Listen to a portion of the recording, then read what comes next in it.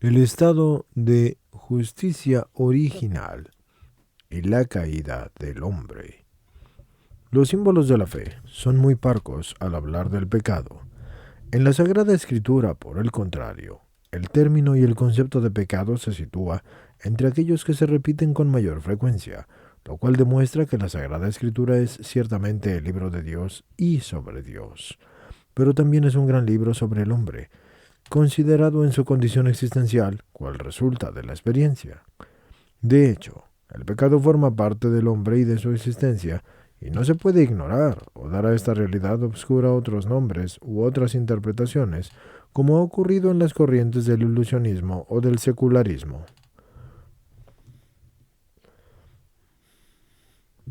Si se admite el pecado, se reconoce al mismo tiempo una profunda relación del hombre con Dios, pues al margen de esta relación entre hombre y Dios, el mal del pecado no se presenta en su verdadera dimensión, aun cuando siga estando presente, obviamente, en la vida del hombre y en la historia. El pecado pesa con tanta mayor fuerza sobre el hombre como la realidad oscura y nefasta, cuando menos se le conozca y se le reconozca, o cuando menos se le identifique en su esencia de rechazo y oposición frente a Dios. Sujeto y artífice de esta opción es naturalmente el hombre, que puede rechazar el dictamen de la propia conciencia, aun sin referirse directamente a Dios, pero este gesto insano y nefasto adquiere su significación negativa solo cuando se contempla sobre el trasfondo de la relación del hombre con Dios. Por esta razón, en la Sagrada Escritura se describe el primer pecado en el contexto del misterio de la creación. Dicho de otro modo, el pecado cometido en los comienzos de la historia humana es presentado en el trasfondo de la creación, es decir, de la donación de la existencia por parte de Dios. El hombre, en el contexto del mundo visible, recibe la existencia como un don en cuanto a imagen y semejanza de Dios, o sea, en su condición de ser racional y dotado de inteligencia y voluntad, y a ese nivel de donación creadora por parte de Dios se explica mejor incluso la esencia del pecado del principio como una opción tomada por el hombre con el mal uso de sus facultades. No hace falta decir que aquí no hablamos de los comienzos de la historia en cuanto a tal y como los describe hipotéticamente la ciencia, sino más bien del principio tal como se presenta en las páginas de la Sagrada Escritura. Esta descubre en ese principio el origen del mal moral que la humanidad experimenta incesantemente y lo identifica como pecado. El libro del Génesis, en el primer relato de la obra de la creación, Génesis 1, versículos 1 al 28, que es cronológicamente posterior al relato del Génesis 2, versículos 4 al 15, relata la bondad originaria de todo lo creado y de modo especial la bondad del hombre creado por Dios como varón y mujer. Génesis 1, versículo 27.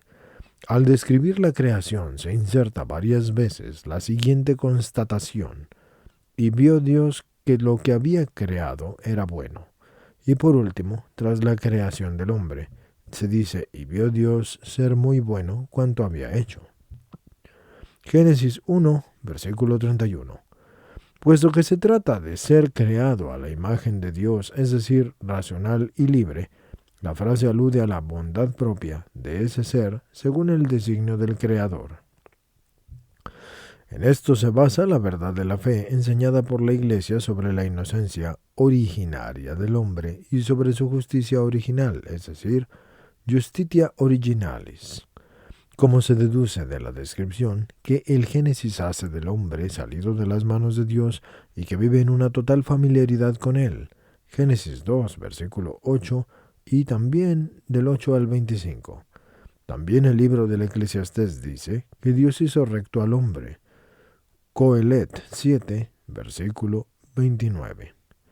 Si el Concilio de Trento enseñaba que el primer Adán perdió la santidad y la justicia en la que había sido constituido, es decir, primum hominem Adam anctitatem et justitiam in qua constitutis fuerat, amici se decron. Así pues, del pecado original. Y esto quiere decir que antes del pecado el hombre poseía la gracia santificante con todos los dones sobrenaturales que hacen al hombre justo ante Dios. Así que con expresión sintética, todo esto se puede expresar diciendo que al principio el hombre vivía en la amistad con Dios.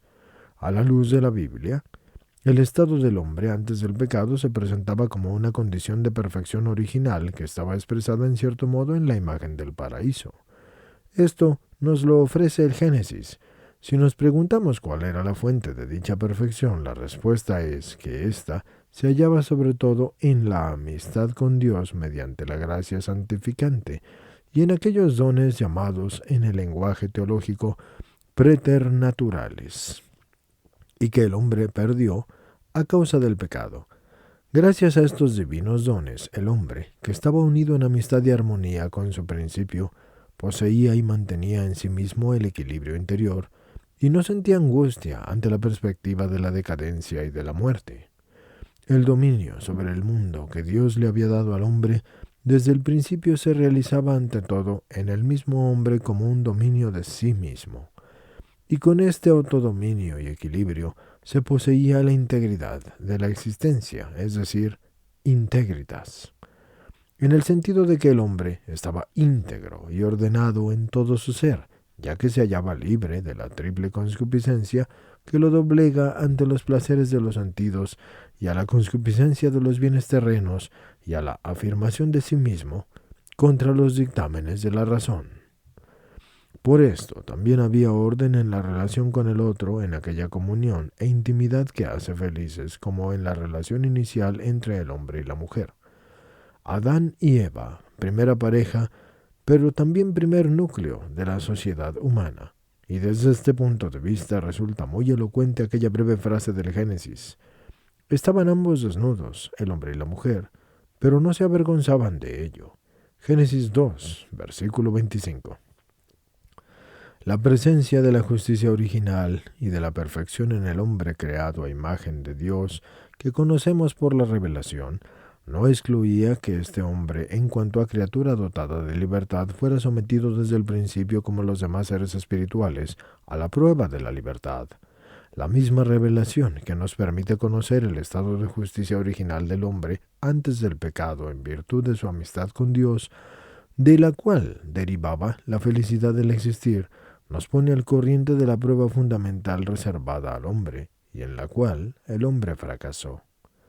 En Génesis se describe esta prueba como una prohibición de comer los frutos del árbol de la ciencia del bien y del mal. He aquí el texto.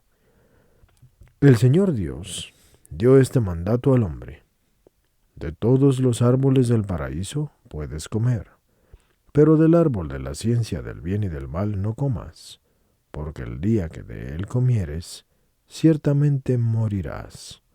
Génesis 2, versículos 16 y 17. Esto significa que el Creador se revela desde el principio a un ser racional y libre como Dios de la alianza, y por consiguiente de la amistad y de la alegría, pero también como la fuente del bien y por lo tanto de la distinción entre el bien y el mal, en el sentido moral.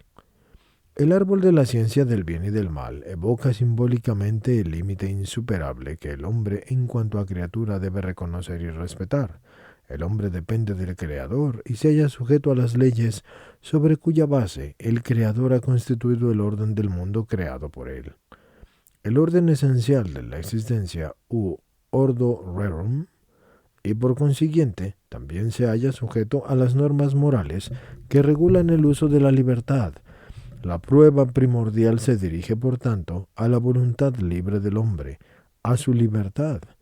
Así confirmará el hombre con su conducta el orden fundamental de la creación, reconociendo la verdad de que también él ha sido creado, y la verdad de la dignidad que le pertenece en cuanto a imagen de Dios, y al mismo tiempo la verdad de su límite en cuanto al hecho de que es criatura.